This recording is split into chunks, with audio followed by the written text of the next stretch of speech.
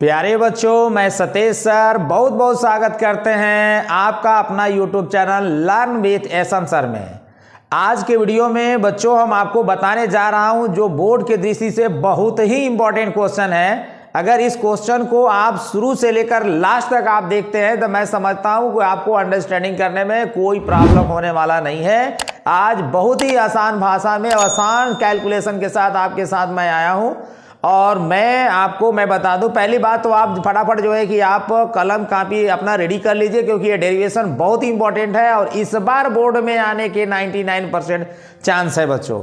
और मैं पहले बता दिया कि अक्षीय और निरक्षीय में से दो में से एक आपका 99% आपका बोर्ड में आएगा तय है, इसलिए आप दोनों डेरिवेशन को अच्छे तरीके से देखेंगे। आज के वीडियो में हम आपको बताने जा रहा हूं वैद्युत द्विध्रुव की निरक्षीय रेखा पर स्थित किसी बिंदु पर वैद्युत क्षेत्र की तीव्रता के लिए हम लोग व्यंजक स्थापित करेंगे। सीध करके बताऊंगा बच्चों, वीडियो को आप ध्यान से देखते रहिए। चलिए हम मेन टॉपिक पर आपको लेकर चलते हैं और मेन टॉपिक पर हम आ जाते हैं।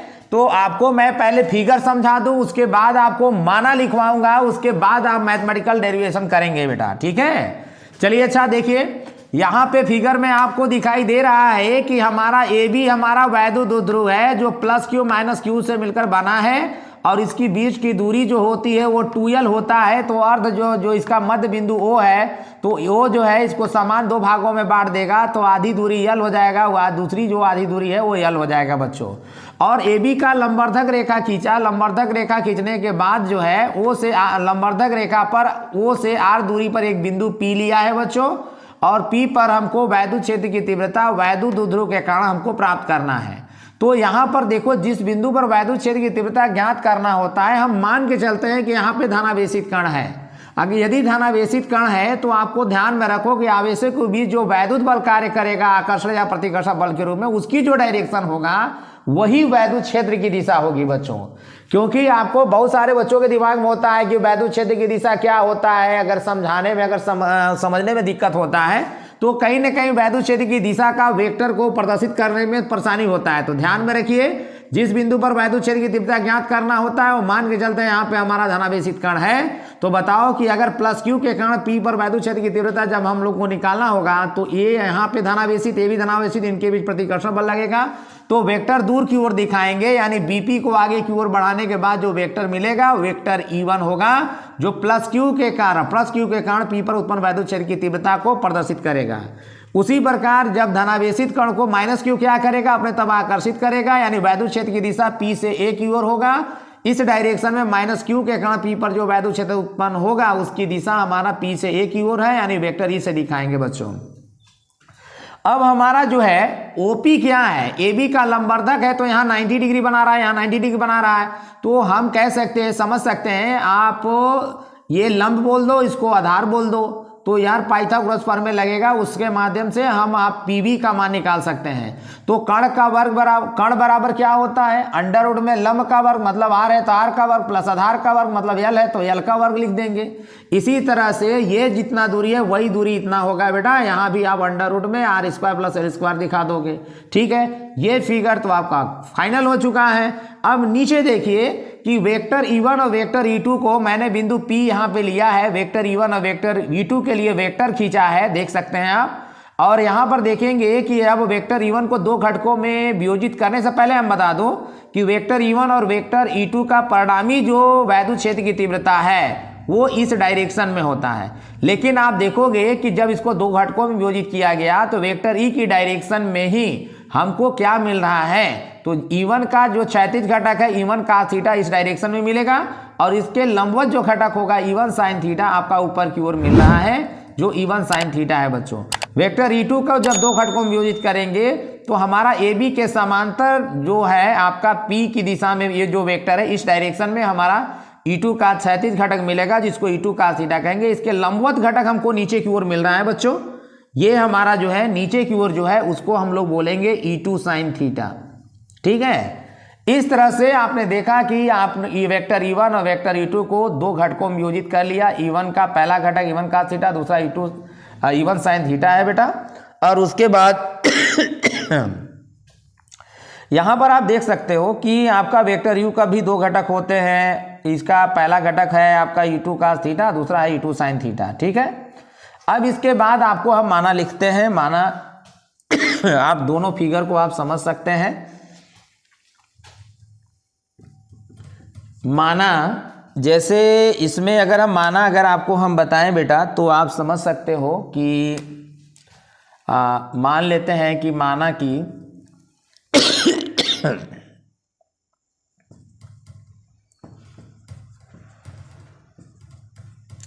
वैद्युत ध्रुव AB को ऐसे माध्यम में रखा गया है जिसका परावैद्युतांक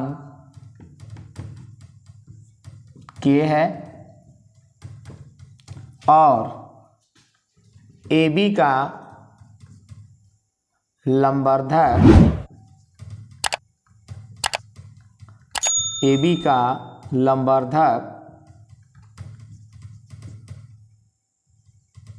लंबवर्धक रेखा पर O से R दूरी पर एक बिंदु P है जिस पर वैद्युत क्षेत्र की तीव्रता ज्ञात करना है बेटा। और क्या करना है आगे समझाते हैं। और प्लस Q व माइनस Q के कारण बिंदु P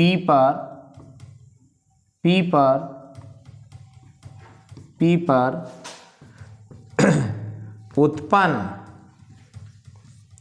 वैद्युत क्षेत्र की तीव्रता वेक्टर E1 व वेक्टर E2 है और इन्हें दो घटकों में वियोजित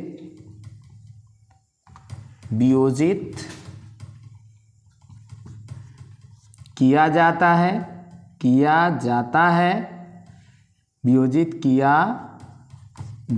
है। और बच्चों अब इसके बाद हम आपको कैलकुलेशन बताएंगे, मैथमेटिकल कैलकुलेशन पर आएंगे और आपको बताएंगे कि किस तरह से मैथमेटिकल कैलकुलेशन आप करोगे बच्चों। चलिए हम आपको बताते हैं, कंटिन्यू वीडियो में बने रहिए, बहुत ही इंटरेस्ट आने वाला है। कैलकुलेशन बहुत ही आसान है बच्चों। पहले तो हम इसमें आने वाला जो वैद्युत क्षेत्र की तीव्रता यूज है उसको मैं मान निकाल लेता हूं। प्लस Q के कारण P पर उत्पन्न वैद्युत क्षेत्र की तीव्रता जो वेक्टर E1 है इसका मान पहले निकालूंगा। तो इसका निकालने के लिए फार्मूला आपको मैं पहले बता चुका हूं बच्चों। E1 बराबर इसका फार्मूला होता है 1/4πε0 K Q बटा R स्क्वायर मतलब इनके जो 20 की दूरी का वर्क करेंगे तो कड़ी हट जाएगा, R square plus L square हो जाएगा बेटा। इसकी डायरेक्शन अगर बताना है तो इसकी दिशा B से P की ओर है, तो यहाँ पर वेक्टर BP दिखा सकते हैं बेटा।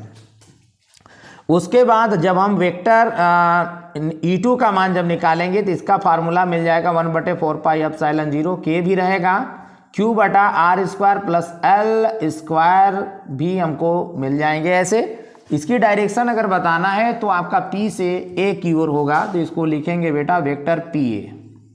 ठीक है, उसके बाद इसमें हम cos थीटा इस त्रिभुज से निकाल लें। ठीक है, इस त्रिभुज का अगर नाम दें तो हो जाएगा BOP। त्रिभुज BOP में हम आपको cos थीटा मान निकाल कर दिखा रहा हूं।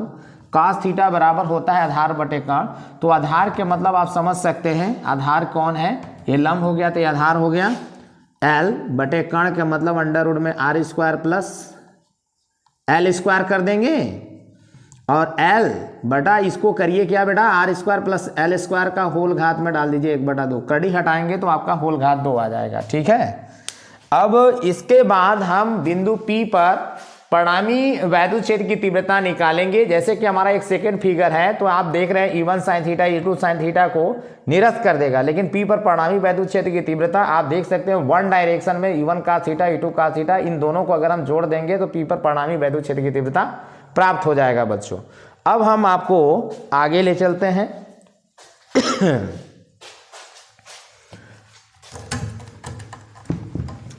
और कंटिन्यू वीडियो से बने रहिए। अगला जो कंसेप्ट आपको मैं सिखाने जा रहा हूँ, अगला जो स्टेप आने वाला है इस डेरिवेशन का, बहुत ही इजी है बेटा, आप ध्यान से देखते रहिए, सीखते रहिए। और कहीं अगर कठिनाई होता है डेरिवेशन करने में तो कमेंट करके ज़रूर बताएं, क्योंकि मैं चाहता हूं कि आप बोर्ड के परीक्षा में बहुत ही अच्छी सफलता प्राप्त करें। चलिए हम आपको आगे ले चलते हैं। अब हम करेंगे क्या, P पर हम परिणामी वैद्युत क्षेत्र की तीव्रता प्राप्त करेंगे बेटा। ठीक है, कैसे, तो परिणामी वैद्युत क्षेत्र की तीव्रता E बराबर, मैंने बोला था वन डायरेक्शन में दो E1 cos theta E2 cos theta जो काम कर रहा है, इसको जोड़ेंगे E1 cos theta E1 cos theta plus E2 cos theta. ठीक है, अब मैं क्या करूंगा, मान रखूंगा तो 1/E1 का मान 4 पाई, देखिए यहाँ पे मिला हुआ है 4 पाई एप्सिलॉन 0 के, और आगे क्या है Q/R square plus L square, Q बटे लिखूंगा R square plus L square, फिर इनटू में है मेरा cos थीटा cos थीटा है, तो मैं यहाँ पे क्यों ना cos थीटा का भी मान रख दूँ।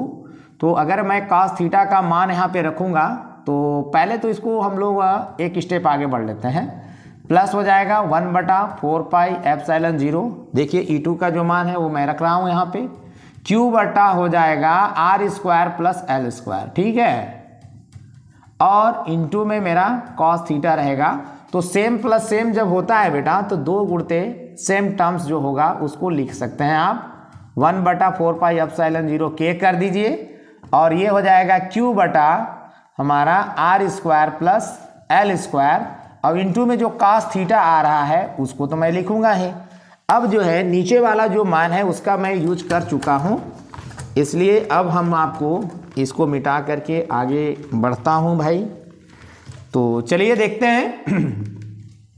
2 हो जाएगा बेटा 1/4 पाई एप्सिलॉन 0, ध्यान से देखते रहिए, Q बटा क्या हो जाएगा R square plus L square, बेटा ऐसे कर लो, और cos थीटा का मान निकाले थे L बटा R square plus L square का होल घात 1/2। अब देख सकते हैं कि आप एक ऐसा करो ना, Q L के साथ 2 को डाल दो तो आपका 1/4 पाई एप्सिलॉन 0 के रहेगा बेटा, और यहाँ पर आप देखोगे 2QL हो जाएगा, इसका होल घात 1 है, इसका 1/2 है, तो हम R square plus L square का होल घात 3/2, एक में आधे को जोड़ोगे 3/2 हो जाएगा बेटा। ठीक, अब उसके बाद हम लोग को करना क्या है, 1/4 पाई एप्सिलॉन 0, और इसके बाद हमारा K भी रहेगा, और इसको हम जानते हैं 2QL को हम वैद्युत ध्रुवांक P लिख सकते हैं, R square plus L square का होल घात 3/2 हो जाएगा बेटा। अब हम चूंकि जानते हैं कि फिगर का जो यूज करना था हम लोग फिगर यूज कर चुके हैं। अब हम आपको अगला जो इसका शेष जो स्टेप बचा है उसको हम लोग करके बताता हूँ साइड में। चलिए देखते हैं। इसमें करना क्या है बेटा कि यहाँ पे R और L में देखा जाए ना तो R बड़ा मान है, बड़ी राशि है, ग्रेटर देन L, और L बहुत छोटी राशि है, तो L को हम नगण्य मान सकते हैं। और इसमें एक चीज और, K का मान मैं 1 करूंगा, और 1 कब होता है, जब माध्यम वायु या निर्वात होता है बेटा तब। तो वायु निर्वात के केस में K का मान हम लोग 1 ले लेंगे।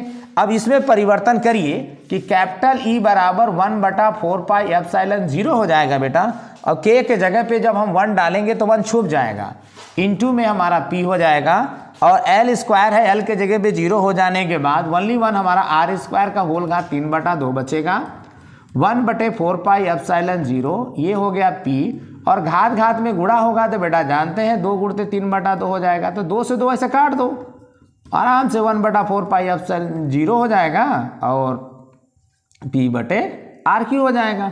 ये हो गया वैद्युत क्षेत्र की तीव्रता। अब बात आता है इसकी डायरेक्शन क्या होती है। तो डायरेक्शन तो मैंने बताया कि हमारा B से A की ओर होता है, ठीक है, डायरेक्शन की बात हो गई।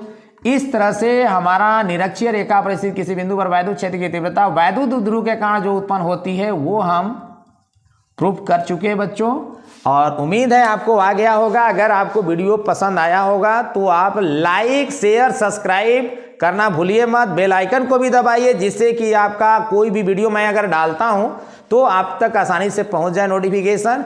और बच्चों आप शेयर करना भूलिए मत, अपने मित्र साथी जो भी पढ़ने वाले हैं उन तक उनको शेयर करिए, अपने ग्रुप में शेयर करिए और अधिक से अधिक आप सब्सक्राइब करने का प्रयास करें जिससे कि हमारा भी हौसला बढ़ते रहे। बहुत अच्छा आपका सपोर्ट मिल रहा है। थैंक यू बच्चों।